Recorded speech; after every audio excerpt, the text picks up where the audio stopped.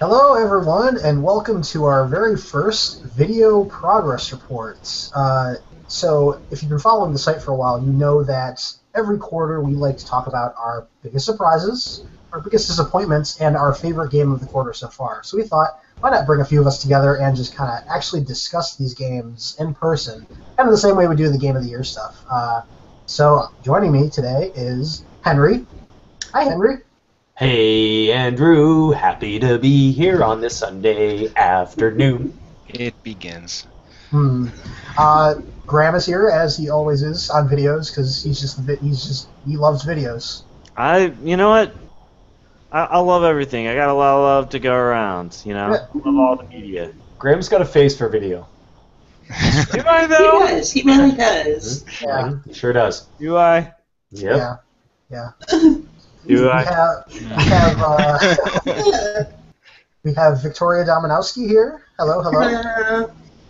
And last but certainly not least, Mr. Chris Ingersoll. At How's least it going? depending on content. Yeah. Well. On that happy note. All right, guys. So this being our first edition of Progress Report video-wise, we're going to start off with everybody's biggest surprise, and we're going to go in a very specific order just to try and mediate the amount of surprise. We don't want everyone going crazy all at once. Everybody goes crazy all at once. No, stop. This is exactly what I wanted to avoid. And you shouldn't have mentioned it.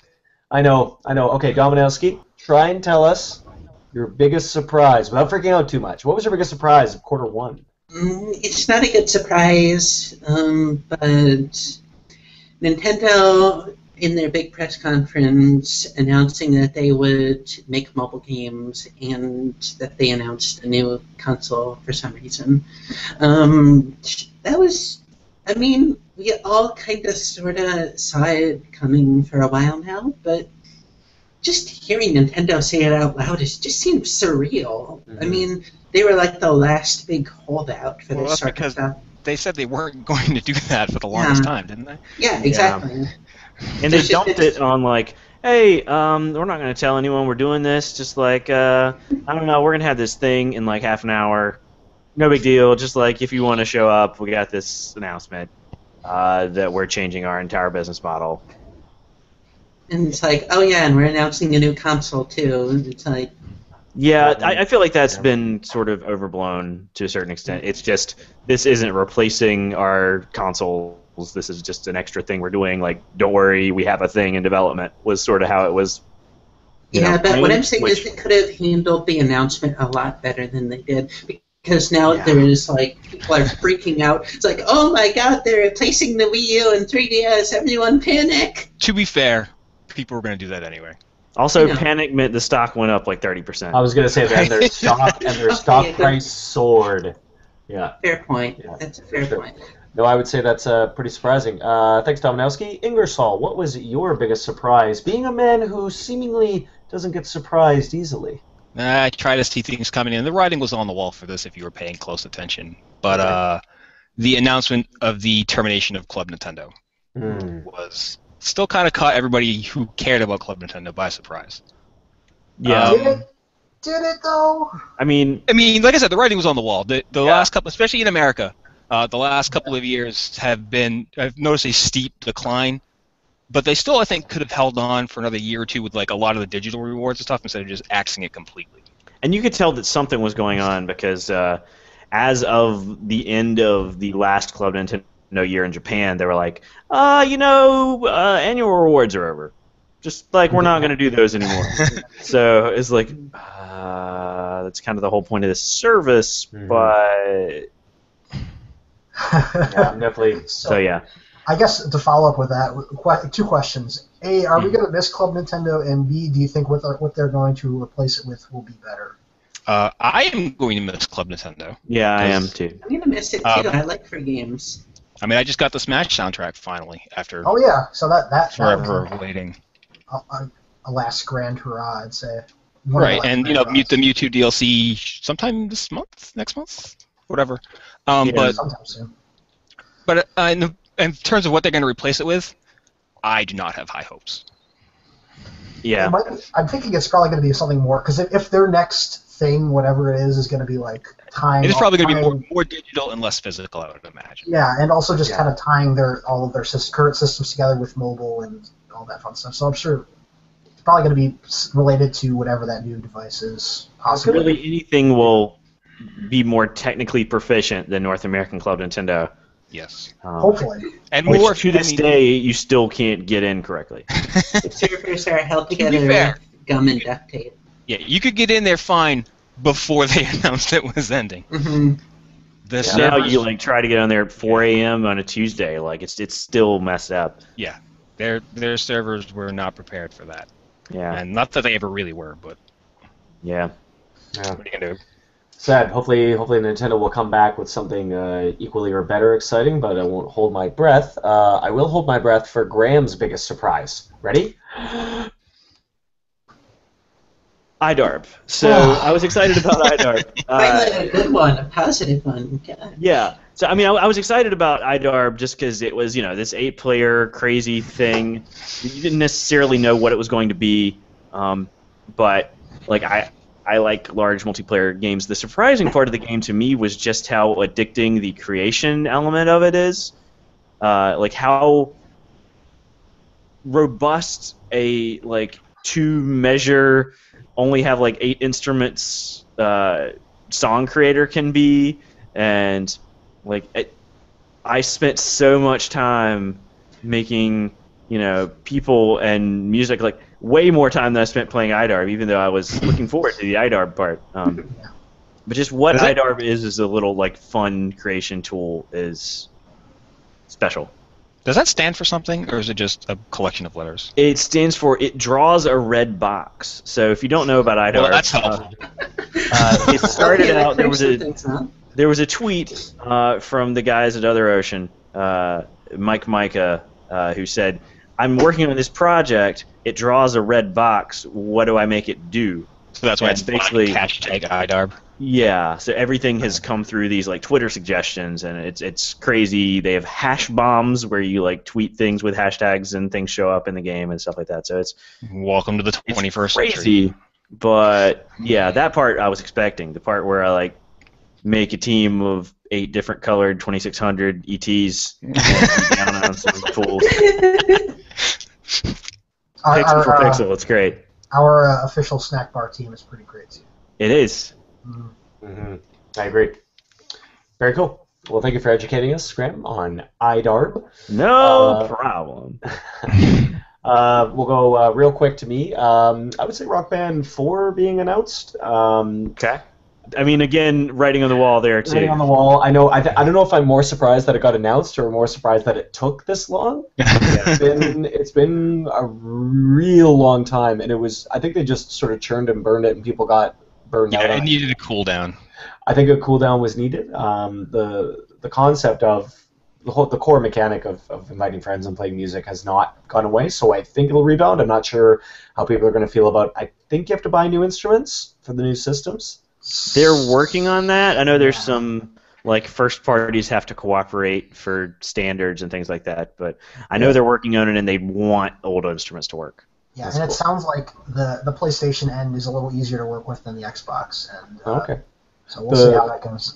The hammer, really the main factor for me will be the amount of songs. So if we can get, really, I don't want to buy different games to play different songs, which is sort of why I sort of stormed out on Rock Band and said I'm never buying this again. I want one game and I want every song I've ever bought on there. So the good news is they're going to have all the DLC carry over, plus all the on-disc stuff from Rock Band 1 through 3 is going to carry over as well. Very cool. Well, Very cool. 1 and 2, 3 didn't have an export, so that might not happen.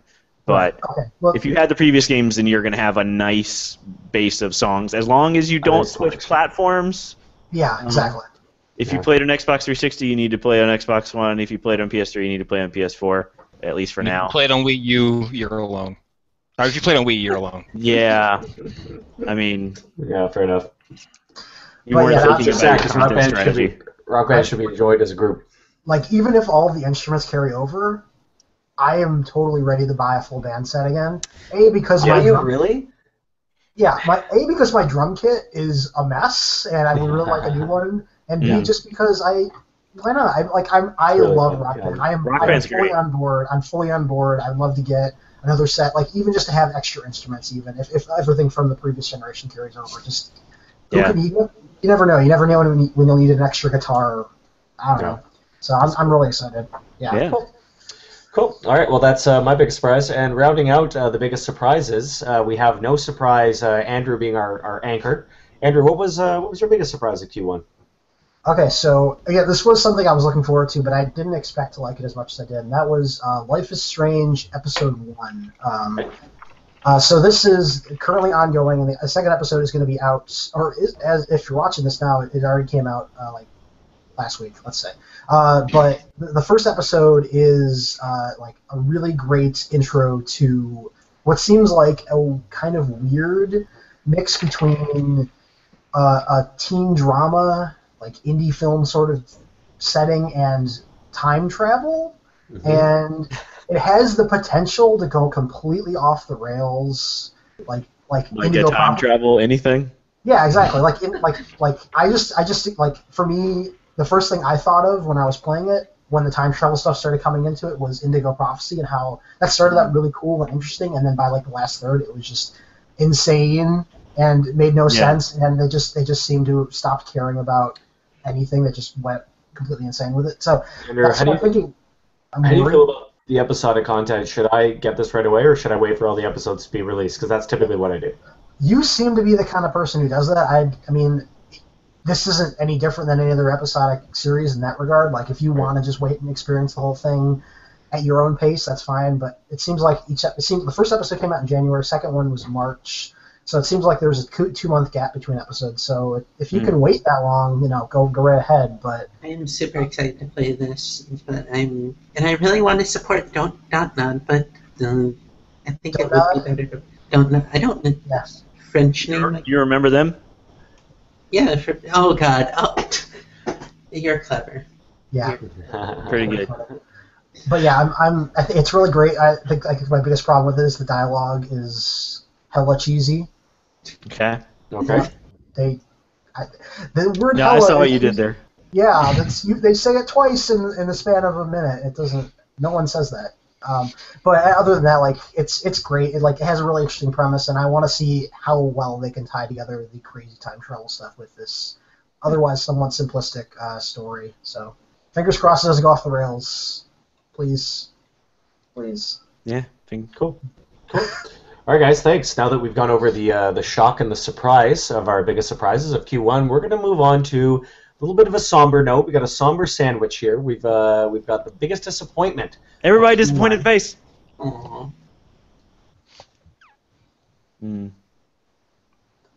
Okay. We got that out of our systems. Let's talk about it like rational adults. Dominowski, we are going to start with you. What was your biggest disappointment of Q1? Okay. We all know that game publishers have just recently have really taken the idea that you can just ship out any game and patch it later to the extreme. It's been going on for the entire past generation, but now it's really becoming a problem. So many games are shipping out in just a totally irreparable state. Like before, you could at least patch them in like the original intent could come through, but now it's stuff like, I don't know, Assassin's Creed Unity or Sonic Boom, those games, the only way they could have been better is if they would have spent more time in design and development. They are forever ruined because they didn't take enough time, and it's gotten to the point where it's a trend in the industry now, and that's really concerning. It's really concerning. Yeah, I think, frankly, there haven't been a lot of broken games released in the first quarter of this year. I mean, I don't know how people feel about like Evolve or whatever, but the quarter has kind of been consumed with, oh hey, no, seriously, Master Chief Collection works now. It's like, well, okay, great. I've had it for 5 months. I can play it now. And we're even, feeling the after effects in Good. Q1 really. Like Yeah, and I everyone's think like, so what? Like we're well done. in We're done. I'm previous not years going we've back there. had like released things broken, but like they'd be fixed within like a month or so, right? Like, but yeah, now like we're finally getting like the rest of GTA 5. Mhm. It's like, Like yeah, you we said, finally Sonic- finished developing our game. Sonic Okay. Boom completely sunk Sega again. Like Sega is pretty much stopping making new console games Yeah. because of it, and it's like, good lord. Well, and I don't think worry, like even, Sega's working with Game Freak to make a game about an elephant, and that'll probably sell 14 copies and save everything. I'm one of those 14 people. Yeah. I'll play that game. But like even stuff like Battlefield Hardline, which actually, as far as I know, the launch was fine, but Yeah. there like that game probably would have done a lot better. Well, just in terms of people focusing on it as a multiplayer shooter, if Battlefield 4 wasn't such a mess when it launched. So companies are still like feeling the repercussions of that stuff. Like And even, like, Hardline came out now because it would have been a broken mess and was not Exactly. ready for holiday. and like Uncharted 4 was recently delayed as well because they probably know if that game had any major problems at all, they would not. No one would let them live it down. Especially Yeah. companies big as Sony with a big first-party game. They're So- like, what does Sony have? But that's another Yeah. talk. That's another disappointment. Yeah. All right. Okay. Thanks, Dominowski. Ingersoll, what was your biggest disappointment? It's actually related to Victoria's in a weird way. Nintendo games don't usually have the release now, patch later problem, No. but what we get instead are the half-assed ports. Yeah. And of game, everybody who played it on other systems really enjoyed Citizens of Earth is almost unplayable on the Wii U because it locks up constantly. Like I got to the point where in order to play the game in any kind of like security, I was saving literally any time one of my characters gained a level, Yeah. just so I wouldn't lose progress. To And that's kind random of crazy. lockups. You know? It is. It's ridiculous. Because Plus, that you file think- is huge. Yeah. And I mean, yes, putting stuff on the Wii U eShop is an afterthought for a lot of multi-platform developers, but you think specifically Citizens of Earth would have been like, hey, all you people that just rebought Earthbound. Right. Mhm. But, yeah, Speaking it of has trouble Nintendo, running. Earthbound was my reward last year. It runs great on the 3DS from what I've heard, somehow. I almost should have waited for that then, especially with my new 3DS. Yeah, no idea. It's a good game once I got to the end of it, but getting to the end of it was just a slog and a chore, and it ruined my experience of that game. Yeah. Well, shame on you, Nintendo. How dare you? That's not Nintendo, that's the Atlas. How dare you, Atlas? That's just as surprising. Graham, Yeah. it pains me to see what your biggest disappointment is. I hate seeing you disappointed. Well, you know. Tell me what was your biggest disappointment, and this is an opinion I've heard shared by many people on. Yeah, this is not. Yeah, so I'm always hopeful, if a bit skeptical, when a new Mario Party game releases. Okay. Because there are rough spots, but there's something about the formula that can and should work. Right. But Mario Party 10 is so bad. It just like look, it's functional. Doesn't have load time problems. It doesn't, any of that. It runs, great. But just the actual decisions you make in that game are minimal to none. The mini games basically just don't matter in any way. You just arbitrarily get it. Like the criticism that people have about Mario Party is that it's just arbitrary at the end. Whatever, there's a whole bunch of stars piled on, and then somebody wins. This makes it worse. It takes out the part that was a game. It follows the Mario Party 9 thing where you're all in one car instead of moving around a board, which that was kind of where the decisions were in that game. And yeah, so it's just not worth bothering with. So you're saying Smash Tour was a better board game than Mario Party 10? Smash Tour is a better board game than Mario Party 10. Mario Party U is a better board game than Mario Party 10. Shots fired. Wow. I mean, Fortune Street's great, so you should just play Fortune Street. And Dokapon Kingdom and Dokapon Friendship. Kingdom's alright if you want to punch your friends. Just why I like it. It's better than Sometimes- punching your sometimes I do. system. So I have so even by the somewhat low standards of Mario Party, it's not good, right? Just not even hardcore Mario Party fans will find It looks great. It looks great. Okay. So you're saying the ray of sunshine in Mario Party 10 was the fact that you got a Toad Amiibo. I mean, I'm really happy to get a Toad Amiibo. Amiibos are hard to get these days. I gotta get my Toad Amiibo. You think that they would, like, since with so many iterations, maybe they would build upon like what's already kind of fun instead of making it worse every year? But the problem is, has there ever been a truly good Mario Party game? Yeah. Mario Party 2 and 3 were excellent. 2? I think 2 was good. 2 and 3. Yeah. How many years ago was that? 200 or 300 years ago. Yeah, and like 8 was decent. So I mean, there's that. But I think, yeah, I got 8 because that was part of the Double Dash deal, I think. No, I remember that. All right, well, let's continue the party and go with me. My biggest disappointment, again, not really a huge surprise, but the news that Kojima will be leaving the Metal Gear Solid. Anytime you get sort of a icon, good one to me, of a specific franchise or product that leaves, I know they say they'll continue it on, but there's always going to be that little bit of magic lost, like Steve Jobs and Apple, or imagine if, Shiggy left Nintendo or something like that. Shiggy. Like, it definitely, No.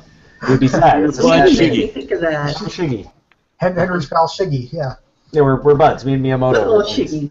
But like, if he left, like, even if the games were good past that, I'll still feel like it's missing a part of its soul. So that's sort of a melancholy. I'm not a huge Metal Gear Solid fan, not like Andrew is. I do like the games, but it's always sad to hear like this is going to be kind of a swan song in a way. I mean, so here's the thing. So none of this is, like, as of this recording anyway, nothing is, like, officially official about Kojima's status in Konami. It's all still just, like, speculation. Okay. But, like, it seems likely that he's moving on after MGS5 is out. And also, like, he's been saying he's done with Metal Gear since MGS2. And he says it after every game is out. So I don't know what exactly happened, but maybe this time he's like, I'm really done with Metal Gear, and to prove it, I'm leaving the company. So that might be what happened. Maybe if I'm not there, they won't rope me in again. Yeah, exactly. No, they'll try to find a way. MGS6 will still be a Hideo Kojima game. But I think the funniest thing about that, are we playing with figures? Yes, we are. And Graham has his I Toad Amiibo. I have a slime plushie. I win. Okay, yes, you win. Okay, that's pretty great. Like Okay, my Gormadon. Anyway, sorry. So, I think, I don't know. I agree with you, Henry. I think it's a bummer. And it's Konami is going to continue with Metal Gear regardless of Kojima's there or not. I think because that is basically their thing at this point. Besides soccer and health clinics in Japan, right? It's the big one. Pachinko, yeah. Pachinko, yeah. Like they don't seem to care about any of their franchises anymore. So I don't know. We'll see. I'm mostly curious about what this means for Silent Hills. I'm thinking Kojima was just like a name attached, like he was for Lords of Shadow, so it may not have impacted that much. But I don't know. I just hope that game actually still comes out because I'm actually really curious about that. But yeah. Cool. All right, and rounding out our biggest disappointments before we move on to some fun stuff, Andrew, why were you sad? Why was I sad? Why were you sad? Many reasons, but I guess the most sad I was when I was playing a game called Apotheon. Apotheon. That game looks great. It looked great, and it looks great. It looks incredible. Okay, so we've confirmed that it looks good. Where's the disappointment? Everywhere else. It plays like crap. So just to be blunt, So basically, it is one of those games that, on the surface, looks incredible. Like it looked like Greek pottery come to life, essentially. And nice. That's something you've never really seen before. I feel like, and I'm always a sucker for kind of Metroidvanias, or what's the term we're using now, Graham? Because it always recursive action platformers. That's it. That's even worse. That's even worse. No, that's great. I like that. So RAP for short. Yeah, RAP rap. Big fan of the raps. So yeah, it just seemed promising. Just like, I'm someone who can get easily sucked into / excited about games just from their visual design alone. And I don't think I'm alone in that. So it's like a 2D game that looks like this. Cool, I'm on board. It just does not play well at all. It just feels very loose. The action, like you're jumping around all over the place, and when you're knocking guys, like when you're hitting guys, they like sometimes fly somewhere. Like it seems so out of place for a game that is so intent on making you like kind of a part of an art form in a way. Like it seems like it's recreating that in an interesting way, but the way it controls and the way it plays and how that balances with the way it looks, like it's a weird mix, and it just clashes, and it doesn't play well, and it's boring, and it's just I did not like anything about it. And it was a PlayStation Plus freebie, so I'm sure a lot of other people got to try it out at least, but I don't like. I hope no one actually paid money for it because that makes me sad. Like I want to support great looking games like that, but like. Yeah, I hope they got enough to cover the artist's salary, but not. Exactly. Yeah. All right. Exactly. Sounds good. All right, thanks, Andrew. We'll avoid that one for now, and let's go on to probably the most fun part of our progress report when we talk about some games we really like this quarter. Dominowski's already smiling like a butcher's dog, as hey, what is this Penguins radio? I've never heard that one before. That's a new one. Like a butcher's dog. That's a new one. I don't. What's your game of the quarter? Okay. Okay. Let's. Okay. All right, Victoria's having some troubles here. Yeah. Majora's Mask 3D. I know it's an obvious choice, but It's a good one. No, it's a good one, man. What's really great about it is that this is how remakes should be done. Because I know I've said this in a bunch of reviews before for the site, but one of my biggest pet peeves is when companies just release a simple remaster of the game for a new console. It's like, oh, we just released this game on PS3 a year ago. Let's remaster it for the PS4. Pretty. Yes, it's a remake. Mm-hmm. It's like, no, Majora's Mask 3D is a complete remake from the ground up. Well, Even design changes. Well, not from the ground. I mean, yeah, they did a lot of that work for Ocarina of Time, but that's the way the originals work too. But yeah. yeah. Well, what I'm saying is that Yeah. they made new content changes. They made an entire all new art assets. It's like, this is exactly what a remake should be, and I am really glad that Majora's Mask got that treatment because it deserves a lot more credit than it got. Like, before now, Majora's Mask has always been the game that no one has played in the Zelda series except the CDI games, but we don't talk about those. So I am really glad to see that people are finally actually caring about Majora's Mask. Yeah. I think it just like with Ocarina of Time, like I think it just plays significantly better than going back to the N64 version. Yeah, it's kind of two things, right? Like there are ways to fix that to modern conventions without doing a lot of work that make it a lot more accessible because it's kind of in that early 3D area when no one really knew how to do anything. Right. And Grezzo did a really good job of the port work for Ocarina and for this. It's sound, and it's one of those it looks like you remember it things. Like it seems like they haven't done that much, but then you go back and it's like, whoa. The second thing is Majora's Mask makes more sense in 2015 than it did when it was released. Yes. It's sort of like a roguelike in a way. You get as far as you can, then you try again from scratch sort of stuff. I mean, you keep some stuff, but like the idea of you have to start over is a lot more palatable to people who play games now. That's an interesting perspective. I never thought of it that way. Yeah, I think back then also people were less willing to see experimentation with Zelda as well, just in general. Mm-hmm. I mean, you could say that about Zelda fans now, but I think people are definitely a little more willing. Yeah. Stuff like they'd just gotten Ocarina of Time, right? Yeah, which exactly. some people still believe is the best game ever made by anyone. Yes, and it's like, exactly. please make more of that.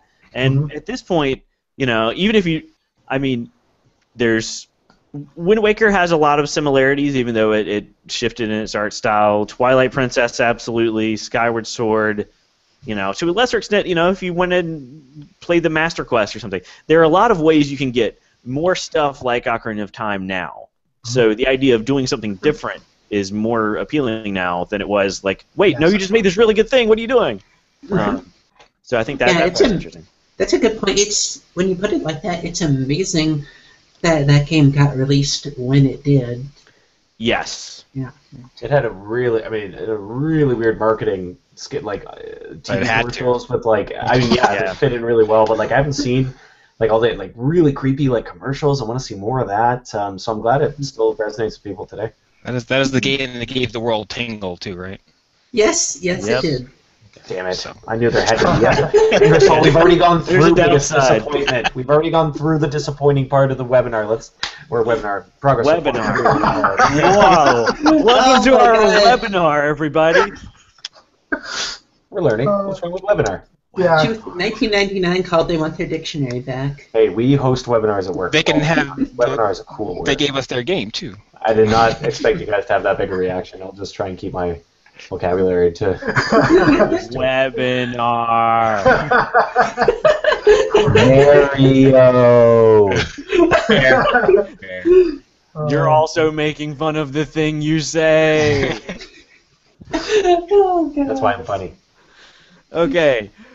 Ingersoll, let's move on. I wonder what your game of the year or it's a mystery. Sorry. I know it's a complete game of the year. Right. So I have to ask, did you check before this how many hours do you have in Monster Hunter 4 Ultimate at this point? Before or during? As of today, you're playing it right now, aren't you? I am not. As of today, Is that a silence in your hand? It's a pencil. Oh. I'm playing with it. As of today, 190 hours for a game that's been out for 5 weeks. Yeah. Mm-hmm. So approximately an actual work week every week, 40 hours. It's literally my second job. And it's not, as far as I can tell, it's not going to end anytime soon. No. So, this and game this is going includes to still stopping and checking for Pascal. I do that every day, except St. Patrick's Day and Groundhog Day. Man. But yeah, my Wii U's being poor and neglected because there's nothing on that right now. But yeah, 190 hours so far on Monster Hunter 4 Ultimate, which makes it on my 3DS my third most played game already, behind Monster Hunter 3 Ultimate, which was not played 100% on the 3DS, and Animal Crossing, which I played every day for the last year and a half. Good lord, that is dedication. It's insane. Look, when Pascal stops saying new stuff. Which he has, but I know that there are still things I haven't seen. That's a different story. But yeah, this is a game. When am I gonna get my Monster Hunter on the Wii U? I want to play it on a big screen. You already did. You have one. You can get 3U and No, probably I get want a new one, like Monster Hunter 5 or whatever they're on. They're portable. They're portable games. For the Wii U. The only reason we got one on the Wii U is because the 3DS at the time couldn't handle online play. Which this one can, which it can now, and it does almost flawlessly. There, like I said in the review, the chat issue is something I would like to see fixed if possible. But yeah, I bought this game twice. Once I bought it for the collector's edition, and I bought it to get with the new 3DS. Yeah. Right. And now my wife is sucked because I had 2 copies. And now my wife is sucked. She got my other copy of the game and she's loving it. So. I feel like, Capcom deserves your double dip money. Yeah. You're still getting your money's worth out of that thing. Right. Mm-hmm. It will be my game of the year. Like, if the new Zelda comes out, new Xenoblade comes out this year, they're fighting for second place. Yeah. Man. All right. So, all right. Not so surprising. We don't need to have Ingersoll in the game of the year conversation at all. Just go ahead and pre-record now. I'm curious to see if I will be up like at 1,000 hours by the time December rolls around. Oh man. We'll check in. Yeah, you're on track. Right. All right. Very cool. Thank you, Ingersoll. Graham. Yo. What was your game of Q1? So this has been an interesting quarter, right? I usually have some sort of knock out of the park thing in the first quarter because a lot of the things I like are the kind of games that get buried in February and March. Mm-hmm. This time it was a little weaker, but even still, just because it appeals to me in so many ways. Codename S.T.E.A.M is currently my go-to. Okay. I'm so glad they had a demo for that game. Mm-hmm. Yeah. Well, But go on. yeah, some people do not like that game. Some people do not like that game vehemently. Yeah. But I get what was going on with it, and yes, there's some polishing work that needs to be done, but I thoroughly enjoy 98% of my time with that game. The boss battles that are real-time mech fights, you can go ahead and get rid of those, but those only last like 5 minutes total the whole game. But it's just the combination of the sort of Valkyria Chronicles, XCOM sort of stuff. It's interesting, and I've actually gotten a lot of mileage out of the online play. The 4-on-4 mechanics, they're pretty great. I didn't even know there was online play. Yeah, there's online play. You pick your team, you load them out, and you go to there's like 8 arenas. They have a very streamlined match up against a random person or enter a tournament are your options, but you can create a private tournament, and that's how you can match with people.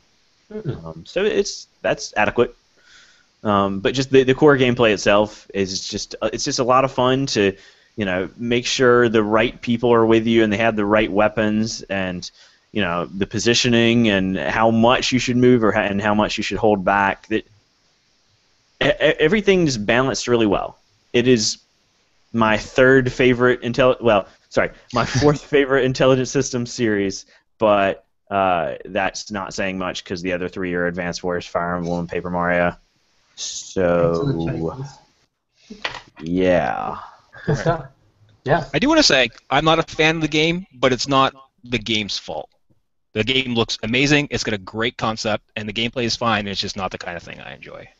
Yeah, I mean, take that camera issue maybe the weakest. Very mature of you, Ingersoll. That's the way I roll. the camera issue is less of an issue on the new 3DS. I will say if you played it on the regular 3DS, the camera control is kind of a mess. Unfortunately, if you play it on the new 3DS, you get the C-Stick, but the face buttons and the touchscreen are all still devoted to camera control. So everything's pushed under the shoulder buttons and the D-pad. What do you need? That part's kind of frustrating. But again, that's one of those things where Codename Steam 2 would just have a toggle or be on a platform, assuming you have a new 3DS or a new system or whatever. Could be like Xenoblade and only be in the new 3DS if they really wanted to push it that far. But yeah, but I mean, there are little things that can be fixed. But that game has a lot of promise, and if you spend the time to get into it, it is worth it. It is more accessible than Monster Hunter. Yes, it is. Although this is the best Monster Hunter for that. Yes. Good to know. All right, very cool. So, Codename Steam, Graham's game of Q1. Mine pretty clear for me was Cities Skylines. Kyla got it for my birthday about a week ago, so that was really you like the city building, Henry. I do. I'm really bad at it. I went from playing XCOM, a tactical game, which I'm terrible at, to a city building game, which I'm also terrible at, but it's much less stressful. So that it was a nice transition. Just sort of plug in some ambient music or some trance, and just just sort of ease into my city building godlike abilities. It's just everything SimCity was, and all the praise you've heard is apt. There's a lot of great mods out there already, and having them all. Nice to see sales are doing really well too. It's only $30. I have a question for you. So, as someone who was also burned by SimCity 2013, as we shall now refer to it, this is basically that. This is what we wanted from that. That's what I've heard. This is what we wanted from that for sure. And again, it's half the price. Yeah. And there's no weird online stuff, and there's no In a lot of ways, it feels like the design document was, what are the 8 biggest complaints with SimCity 2013?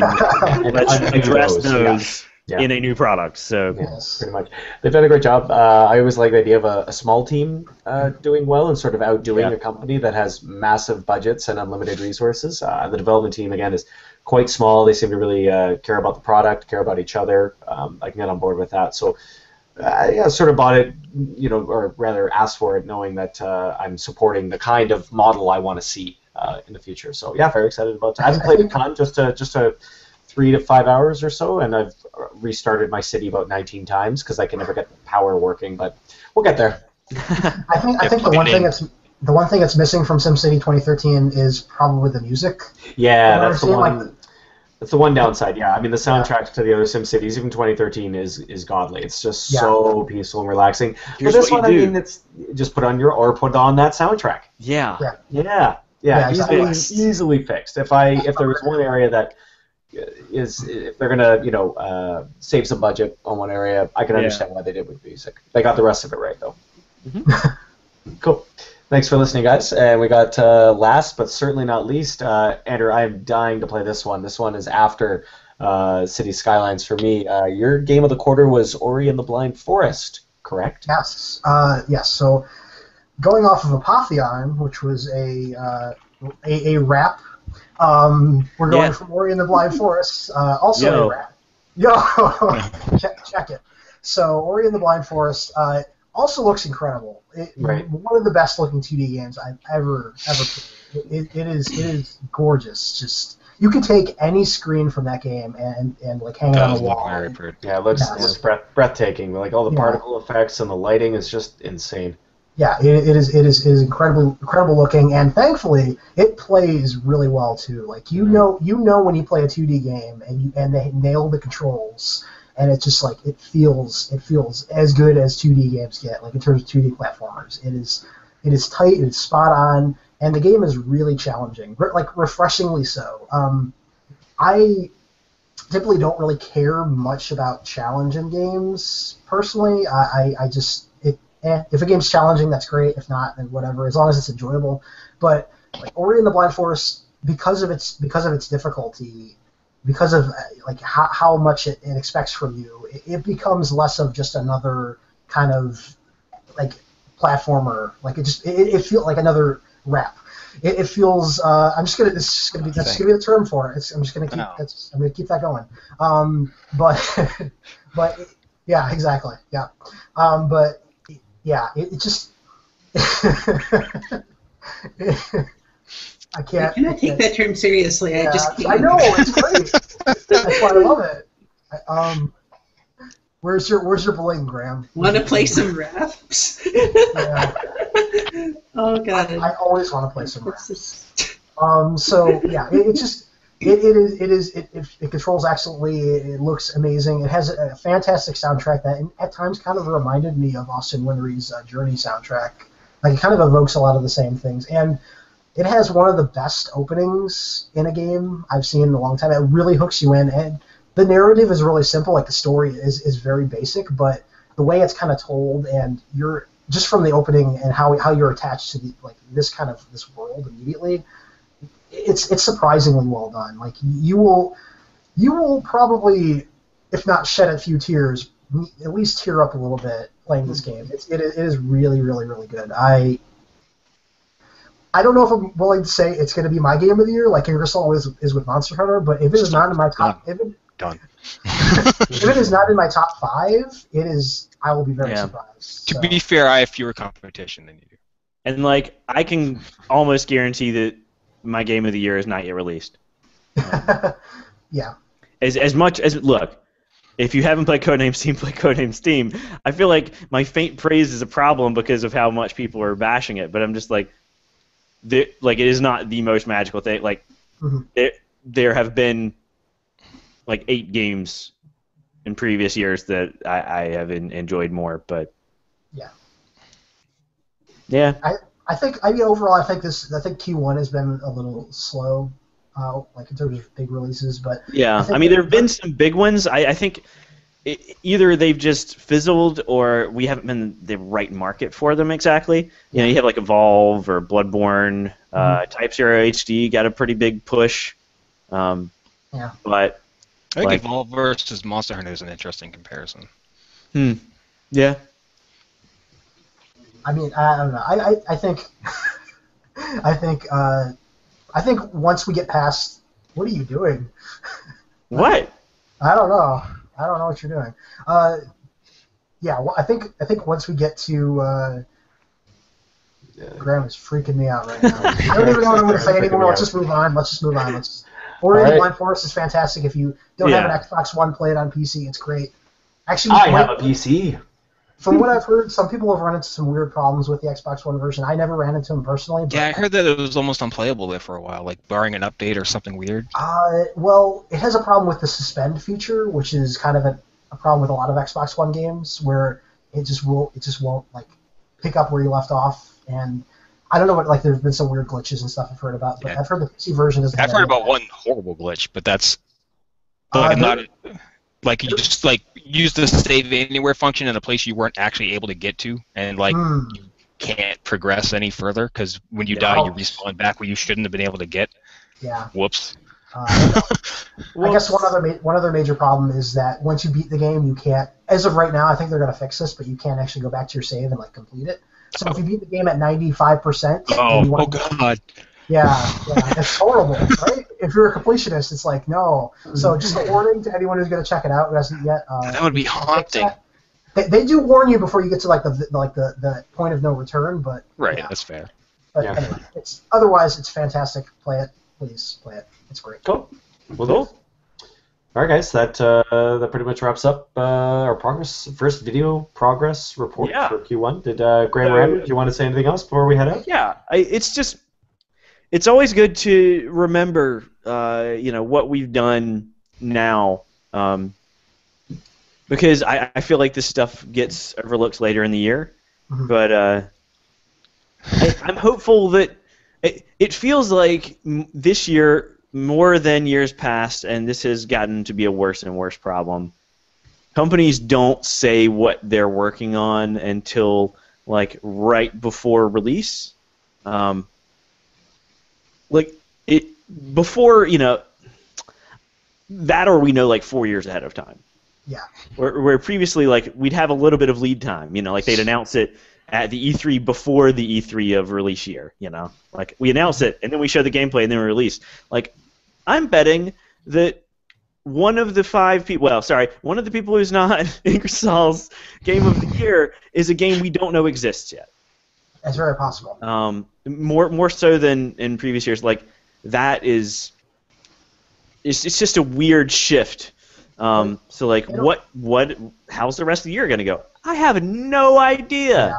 Yeah. In a way, though, I think that's kind of exciting.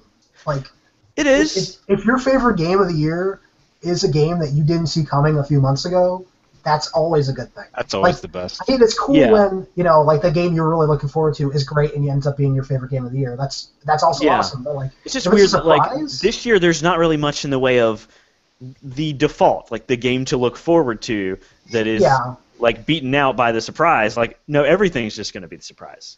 Yeah. So I mean, there are a couple of things here and there, but yeah, I think I get what you're saying. Like. Yeah.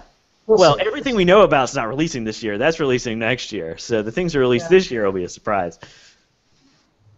Yeah. I don't know. The Witcher 3 looks pretty good. Okay, yeah, you were going to like The Witcher 3. And the Phantom Pain looks really good, too. And it depends on whether a couple of things actually ship this year or not that we know about. Yeah. Yeah. But, hey, fingers crossed. Again. Let's hope. All right. Everyone go play some reps.